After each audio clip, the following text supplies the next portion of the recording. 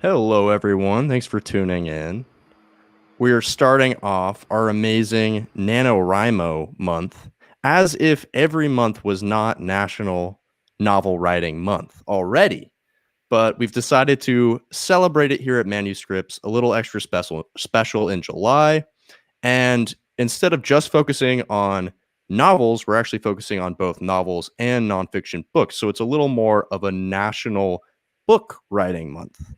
And today's the first session off of this whole month of creation. And I'm joined by two amazing author coaches to help me break down how do you go about doing a NaNoWriMo.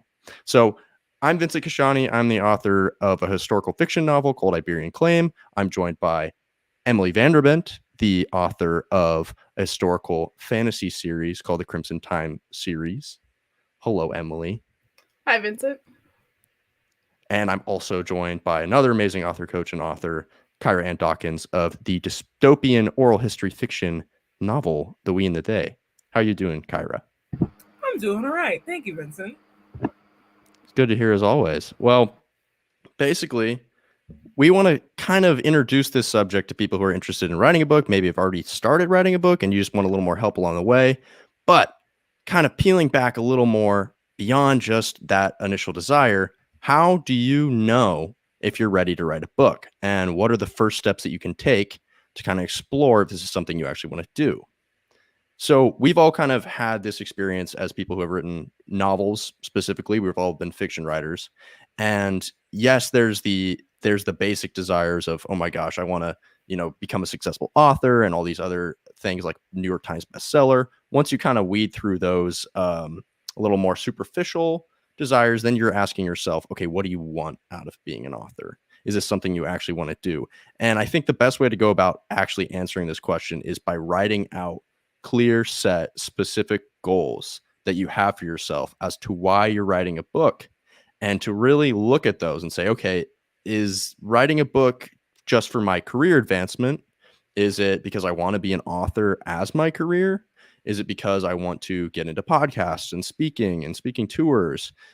Do I just want to write this story and that's it? And I don't really have a specific plan, and that's something I need to formulate. You want to maybe evaluate that and actually write it out and examine those things on page, and then worry about taking those first steps. So I'm curious to hear what your guys' thoughts are on starting out and really evaluating if that's something that somebody actually wants to do. Yeah, I guess for me, like goal setting is sort of where I start too. But I'm also sort of a firm believer that like if a story is in your head and like on your heart, like you're sort of meant to tell it. So as far as like how do I know if I'm ready to write a book? Usually it's like a story that like for whatever reason I just can't shake. It gets really bad when I start like dreaming scenes or bits of dialogue and stuff like that. Um, but I'll usually like go from that idea straight to Pinterest. You guys all know like how much I love Pinterest. But like visuals for me is a really great place to start because it helps me sort of envision the world before I have to like write it. So I'll like start searching different terms that are like associated with this world. So like one of the things I'm working on now is like a young adult like high fantasy. So there's a lot of like nautical terminology and like visuals and like pirates, sirens, all of that type of stuff. So those different words are like things that I'll like start searching and creating a board from. And then I really like to try to engage as many senses as I can too. So I'll go straight from Pinterest to a playlist on Spotify that I'll start to put together. And then those two sort of things sort of like ping pong off of each other while I'll go like back and forth where like a picture might inspire a song, but then like a song with some lyrics like inspires me to like search something different and find a picture for something different. So it's sort of like circular in that way. But once I get to the point where I'm like, there's way too many songs on this playlist, there's way too many like pins that I've pinned on this board. I feel comfortable like in like the vibe or I guess or like essence of the story. And it's sort of a little bit more solid in my head. And that's when I'm finally like, I feel like I can sort of interpret that onto the page now. Well, Gotcha. yeah. Well, I concur with all aforementioned statements from Vincent and Emily. I guess for me, it really is sort of having a better understanding of like what your intentions for the story could be or are. I think that ultimately you don't want to see your story solely as a means to an end, though, because you'd be surprised at what kinds of avenues and what doors the story will open for you. So even though setting goals can be great, in a strange way, can also be limiting if you're solely seeing the production of the book as a means to an end. But of course, like that goal can help motivate you through the thrills and chills of the writing process. Now, for me, in terms of how do I determine whether or not I'm ready to write a book, I think for me, it kind of starts with different authors have different things that like pique their imaginations first. I mean, as Emily was describing with imagery and Pinterest and utilizing like music and things of that nature, I find not completely exposing myself as an oral historian, but I find that I'm drawn to like the characters' voices first. It's weird because sometimes I might get an image to start, but the remainder of what sort of like percolates into my mind or like the kinds of things my characters would say, like the specific voice or the specific perspective of the story, because a plot is a plot, I guess, air quotes, but like a plot and or the experience of a plot can be radically changed based off of who in that plot you're honing in on from a perspective standpoint. And this is true for nonfiction books as well. Like you might have expertise in a given field, but you could be very strategic in whose voices within that field you center to sort of further your arguments or further your perspective too. So I think perspective has just as much influence in the development of a story as plot does. And I think that is what I personally lead with first. Like when I start knowing what ice cream flavors I associate with my characters, I'm like, Kyra, you gotta do something with this. Like this can't just be living rent free in your head. Funny enough, rent free in your head is something that Emily says all the time, so she's rubbing off on me. It is. I love that you guys are bringing up sort of the attachment to the creativity and like the passion of the story first rather than just the goals, because I think as you're going through as involved and difficult of a process as writing a book, whether it's fiction or nonfiction, unless you kind of have that exact passion for the story and these different elements that are a little less tangible than like goal setting, unless you have that, the goal setting so much harder. It's so much more questionable as you're going through the process. And I think without that passion behind it first and making goals off of that, it may not be worth it to take that story or that book forward beyond other ones that you might want to do. So kind of going off of that, I think along with like the first steps that people can take and maybe like a first mindset in terms of how do I go about actually starting this? Maybe I have an idea that I really want to take and I really want to run with it. And I've got a bunch of goals set for what I want to get out of this book or how I want to do this book. Something that Kyra, you've talked about before that I wanted to bring up for people going in a first draft is the writing by hand mindset in terms of specifically writing that first draft of whatever kind of book you're going for. Can you talk about that and explain that a little more for everybody, and then we can kind of discuss it? Of course, Vincent. So for context, I think the writing by hand mindset is very important for authors, especially very early on in their writing careers, because something that we kind of might over romanticize when we think about books of all types is sort of like the polished nature of them. But in reality, everything starts off extremely messy. And I think that writing by hand sort of reinforces the fact that it's not a neat process. Like my handwriting isn't egregiously bad, but it also isn't the best. And you can kind of experiment, like writing by hand. I write by hand literally. There are lots of authors who do the same. Like, for example, Barack Obama wrote all of his books on yellow legal pads first before he transferred them over, just as an example. But for context, right now, this is the book that I use to write down a lot of my current story ideas. I go in there, I use color coded pen just because that's how my mind works. Fun fact, this was actually a Secret Santa gift from Vincent. And this is one of What? my favorite um this is one of my favorite creators of all time. Um Rod Serling from the Twilight Zone. So, like, if you guys use notebooks, it's fun to get inspirational notebooks. It helps motivate you for writing, just little things like that.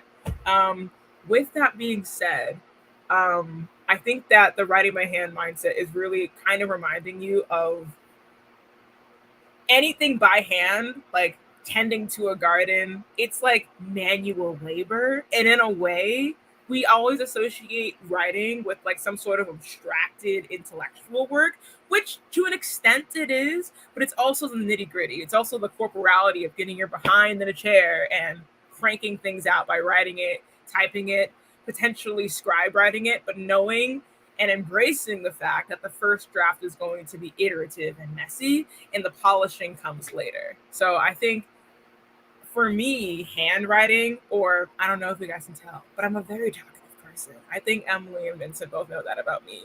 I also have a tendency to scribe write too, just to sort of, because sometimes when you see a blank page, if you have perfectionistic tendencies like me, you might be like, oh my gosh, whatever comes out onto that page needs to be glorious. There must be no flaws. I must impress myself and wow the world in this very first draft. The writing by hand mindset sort of embraces the fact that some of this might suck. It really might, but that's fine because we can iterate away from that into a story that will ultimately polish and resonate with the world. So yeah, writing by hand is all about embracing messiness. Completely agree. I think if I had taken that advice in my first draft, it would have taken me maybe a year less to actually finish the first draft because I was going about the process where I was doing this messy first draft and then going back and editing as I wasn't even done with, forget even just the whole book, take like a section of the book. And I was going back and looping over and over again. And it was never good enough, but I didn't have the whole picture yet. I didn't get all my thoughts out yet. I didn't have the messy, written by hand, sort of passionate piece of paper in front of me yet. And even if you're not writing by hand, it's just about that mindset that get it out and then see what you can do with it, then edit it. Emily, do you have any other thoughts on this one? Yeah, I mean, this is sort of something that like I've started to do more recently. I've like obviously written like random quotes and stuff that'll come to mind and maybe like an occasional scene like in notebooks and whatnot and like plotted stuff out. But like full length like chapters and stuff like that, I usually like type on my screen. But for whatever reason, probably because I stare at a screen all day for work. So I was like, I don't want to like have to stare at a screen anymore to like write. So I've like started writing in a notebook and it really does help a lot because like Kyra kind of mentioned, I have that same, and Vincent too, like that same like perfectionist tendency.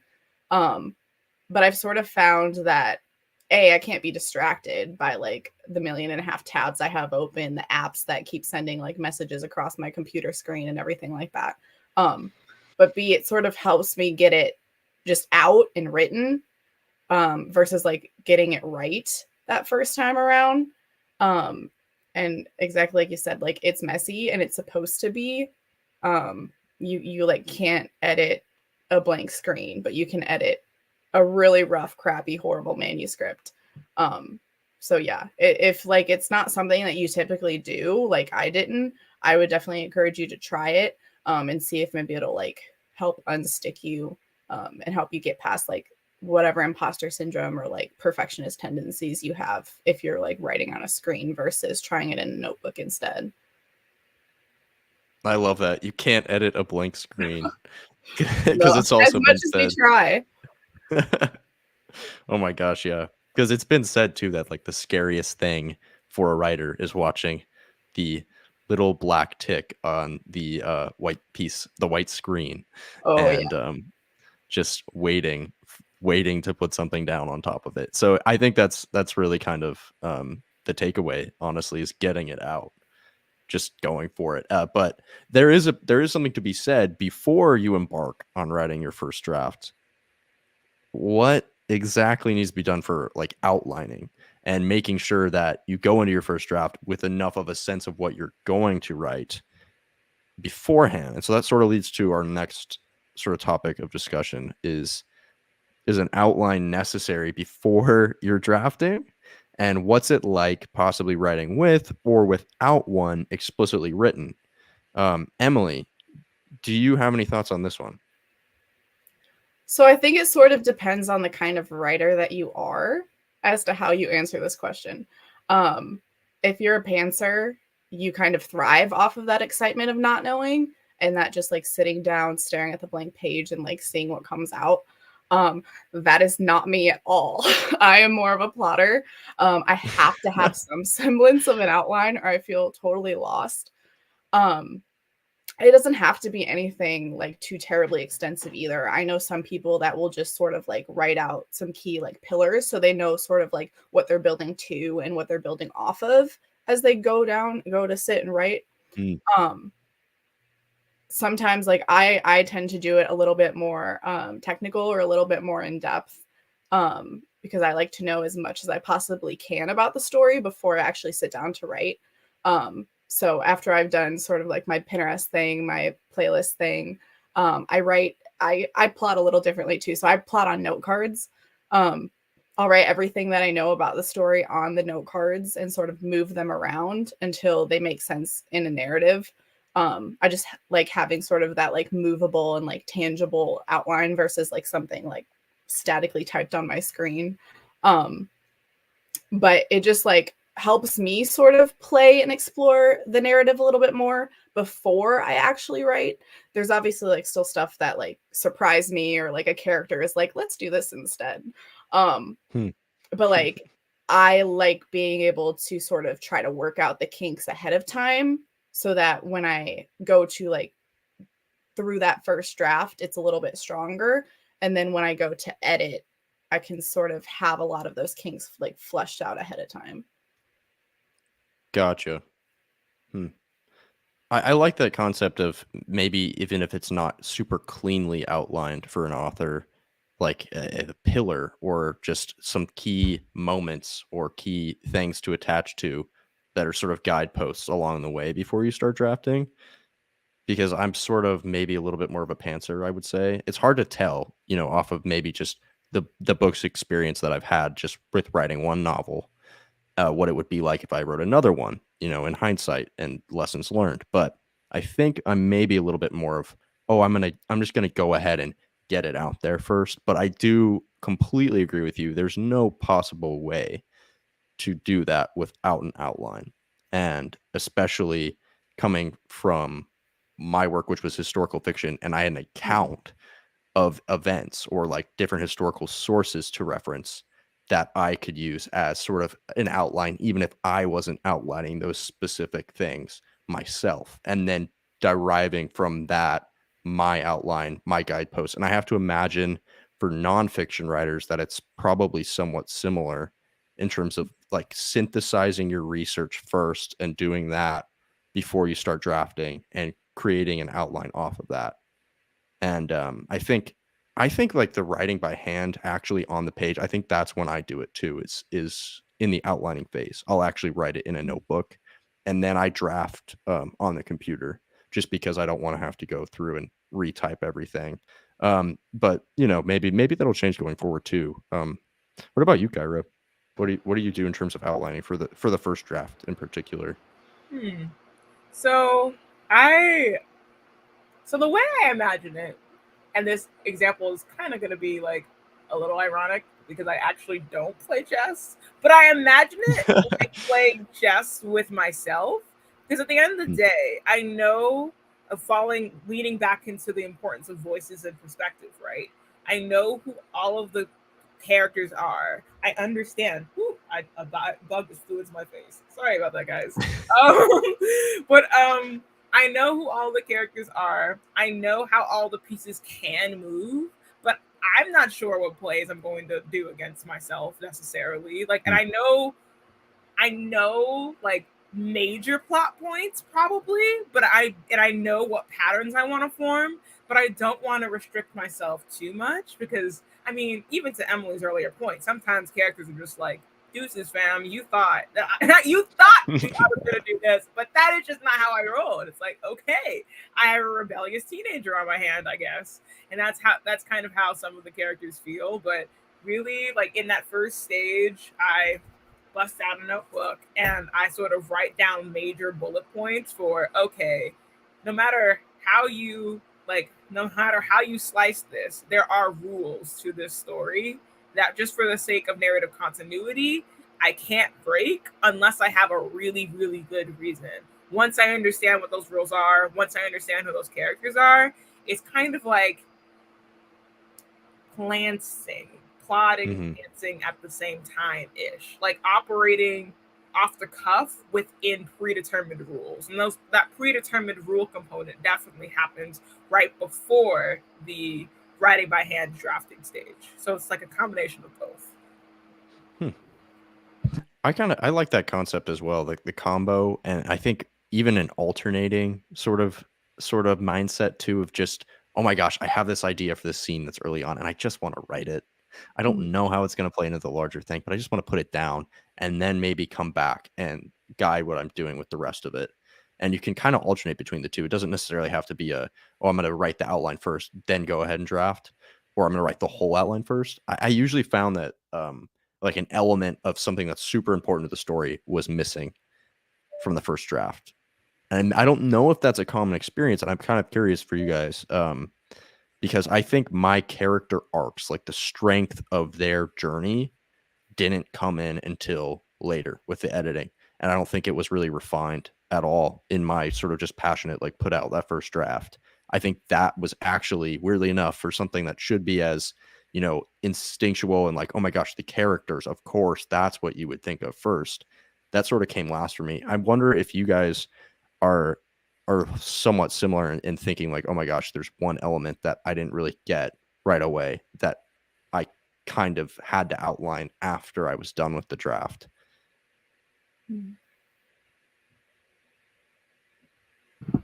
I think for me, I mean, I think that some like in our own minds, it could also depend on like what kinds of readers we are too. There are details that we definitely hold dear and will prioritize in drafting, but then you don't, because you have the story in your own head, it's hard for you to acknowledge what you neglected until you read back over your own work as a reader, right? Mm. So, for example, for me as a writer, it's not that I don't care about sensory detail. It's just that, okay, full disclosure, like me being vulnerable time. I am very talkative. And throughout my life, I have a tendency to go overly into detail. So sometimes when I write, I kind of overcompensate and try to be as concise as possible. So then when I go back over my initial draft, I'm like, okay, the movement is there, the stakes are there, but I need more description for the sake of world building because in my initial draft, I'm so afraid of turning my dots or like my snippets that are coming together into black holes and putting too much information and sensory detail over one scene.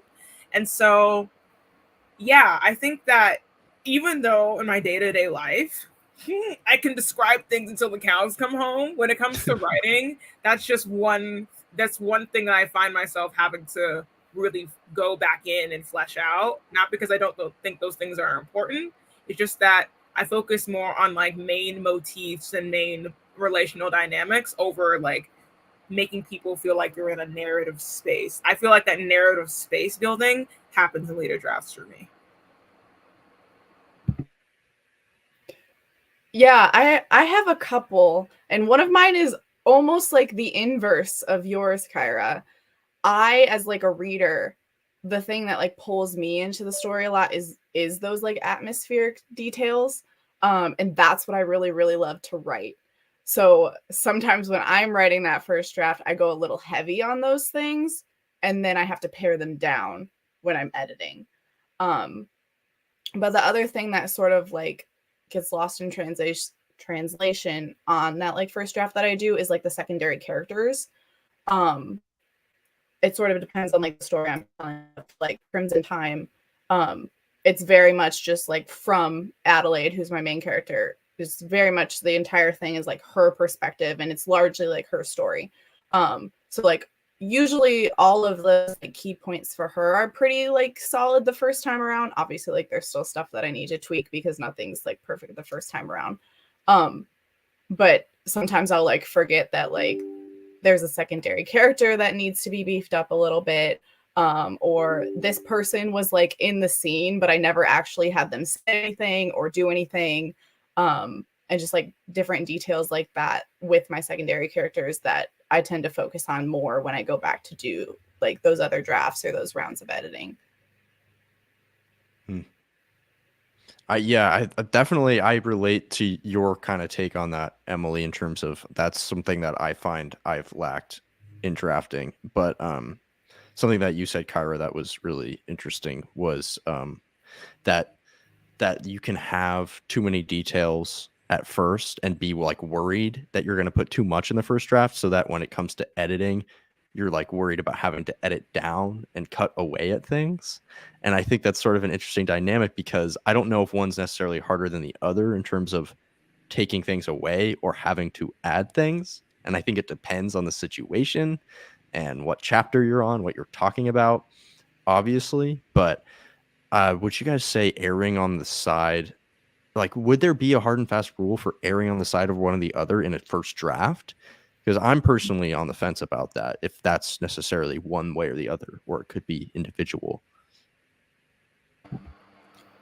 To be honest, I think I agree that there's no correct answer, but I personally err on the side of adding things only because like it's not that you leave out like egregious, like hugely important details that move the story along, but like little things like replacing car with green pickup truck, or saying that it's a robo grandfather instead of just a regular road grandfather for the sake of world building, right? Like I think for me, I err on the side of adding later, because then I know I finished the plot, I finished the story, I finished articulating the perspective of the characters.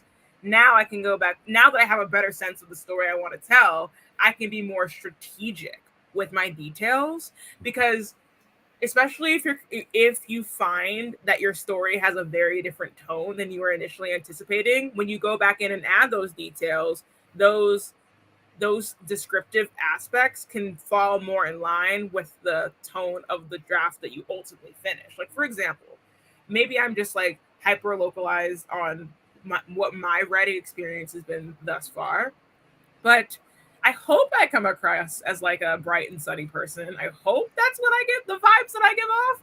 But literally everything I write starts off like kind of neutral and then gets dark like rapidly. And I'm like, first of all, why? How? I'm not sure. But the thing is, as I kind of go through that first draft, I like pare back because if I go in with the intention that the story is going to be like happy go lucky or like neutral or like not sad, and then I get to the end and suddenly you have a complete mood shift and like everything is, distressing. I promise it's not that bad, guys. I promise. But my point is that then you have to go back to the beginning and not only readjust the plot, but you also have to strip away all those details. And for me, that dissonance is like very disorienting. So that's why I personally err on the side of like adding description than paring back, because I don't want to send my mind two different messages about the story's tone.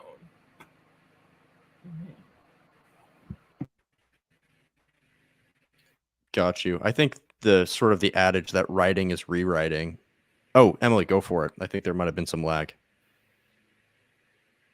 Oh, yeah, I guess for me, it's not necessarily something that like I purposefully like do one or the other, but I think depending on like how much I know about each like section or chapter that I'm writing, that sort of determines if I overwrite it or underwrite it. Because if I know a decent amount about it, I tend to like overwrite those sections and then have to like pare away going into editing. But if it's a section that I don't know a ton about, I'll sort of just like give like the basic details that I do know and like leave room to like explore that later so I can get on to the next section that like I do. Got you. Okay. That the last little bit, can you repeat just the last little bit of what you said? I think it cut out briefly. Oh shoot. Yeah. So I like overwrite the sections that I know more about, underwrite the sections that I don't know much about, so then I can get back to those other sections. And then when I go into edit, I'll pare down the things that I overwrote and then like beef up the things that I underwrote. Got you. Okay. So yeah, definitely a balance out of the two. I think I definitely have heard a lot that like writing is rewriting. So I definitely don't think that's something to be afraid of, because you're going to have to rewrite a ton beyond your first draft, no matter Yeah. what book you're writing, what you're doing. So just got to be prepared for that. But there is something to be said for kind of taking stock of the fact that, okay, maybe I don't need to write so much of extra detail that may not be necessary or important in my first draft to save myself that kind of headache of rewriting. I think that's kind of prudent. I think that might be very smart. And like you guys have both said, having strategy behind what you can add later.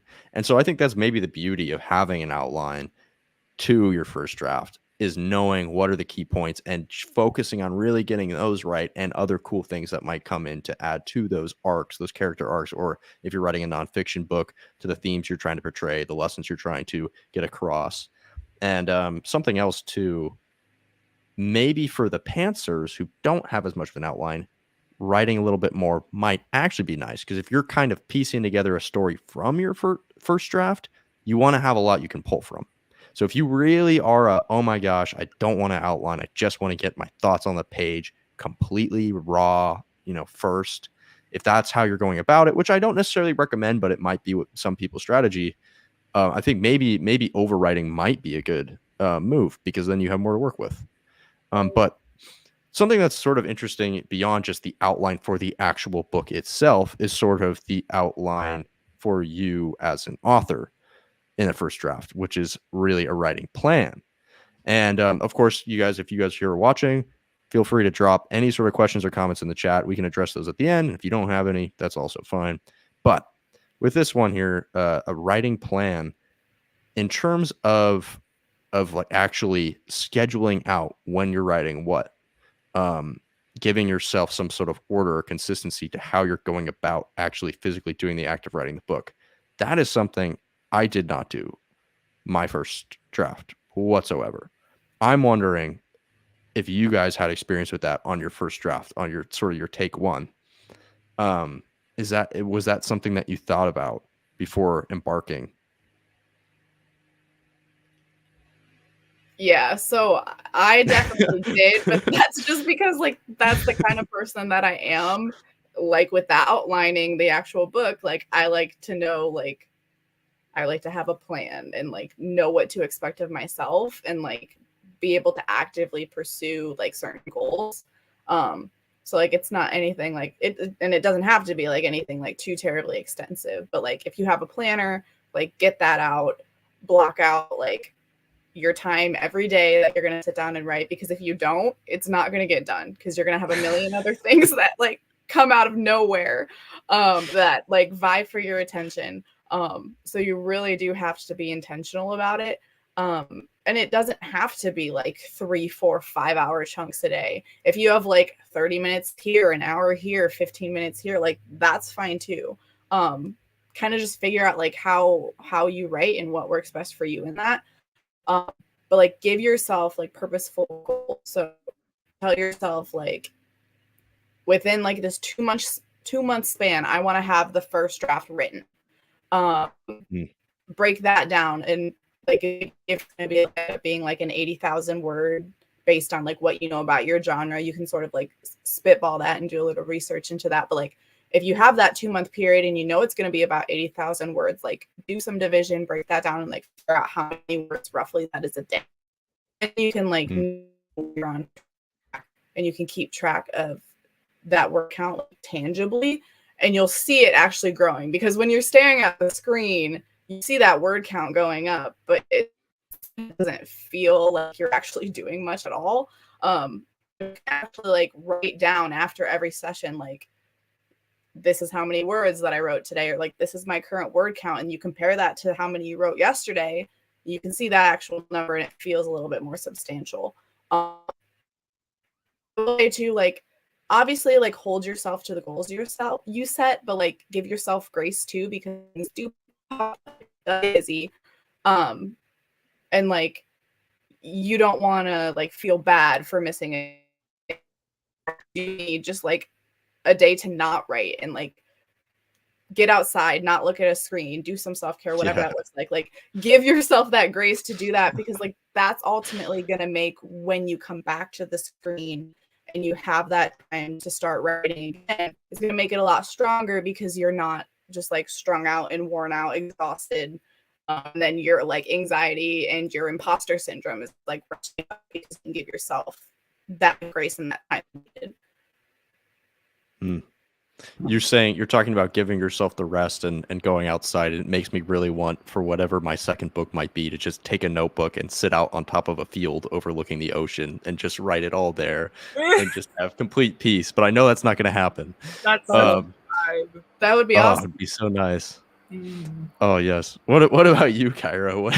What's been your experience with this? So this is actually a very interesting question, because I mean, I nodded my head earlier saying like I definitely had a writing plan, but I feel like it's a lot more complicated than that for me, like atmospherically, because so within our broader community of manuscripts, typically early on in the book writers program, we talk about kind of 3 different types of writers. Granted, these categories aren't the strictest, but there are people who are habitual writers, people who are, so they write every day, or they have like a fixed cadence for when they write and usually how much they write to. Episodic writers, people who go through seasons of like writing a whole bunch and then taking breaks. And then deadline writers, people who probably won't get to the word count that they need unless they have an impending deadline coming. So it's weird, because I would consider myself episodically habitual. Like, I'll go through periods of time, like a couple of months, where I'm just like writing every single day, and then suddenly there's always like some weird wall in my story where if I'm left to my own devices, I'm like, I can't look at this anymore, and I dramatically throw my notebook on the other side just out of frustration. I don't know, just I can't help myself, you know. So then I like take breaks from it, and I have to hold myself accountable for those breaks not being too long. But for example, it for me, so for my first book, The We and the They, right? It was very easy for me to be episodically habitual, more leaning on the side of habitual, because I was writing this book in school. School is a very structured environment, and it was easy for me to contextualize my writing time and deadlines in the broader context of all the deadlines I had for school. Granted, I had less free time, but because so much of my schedule was like chopped up anyway, it was easy for me to look at what wasn't already allocated and just allocate it to writing. You see what I mean? So it was like that more structured environment made it easier for me to approach writing as a more structured activity. But now that I'm a quote adult and I'm like currently not at school, I'm excited to go back soon.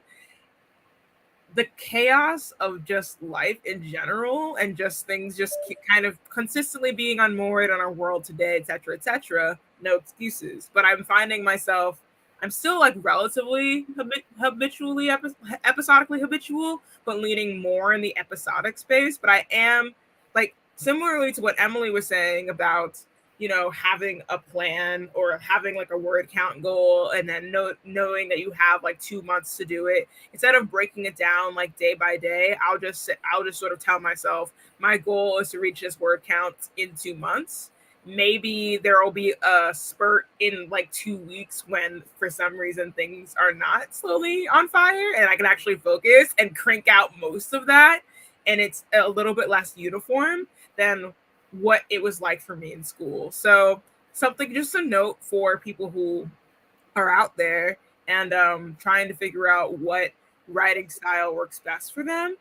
like to Emily's point earlier, giving yourself grace is important, but also sort of acknowledging like it might not be the easiest to be a habitual writer if you have small children at home. Like, I mean, you have to be like cognizant of like life factors as well, and like what kinds of resources you have for creating the boundaries that you want, and also acknowledging what kind of worker you are. Like, if you respond well to deadlines, then give yourself deadlines. And usually, what I would recommend in terms of giving yourself deadlines is to give yourself an accountability partner to submit to, because if you're just giving deadlines to yourself, then you could just be like, grace, I'll push it farther and farther and farther away. But if you tell somebody like, oh, like hold me accountable to completing X amount of words, I will send them to you, they don't even necessarily have to read them. It's just you knowing that you followed through on what you told another human.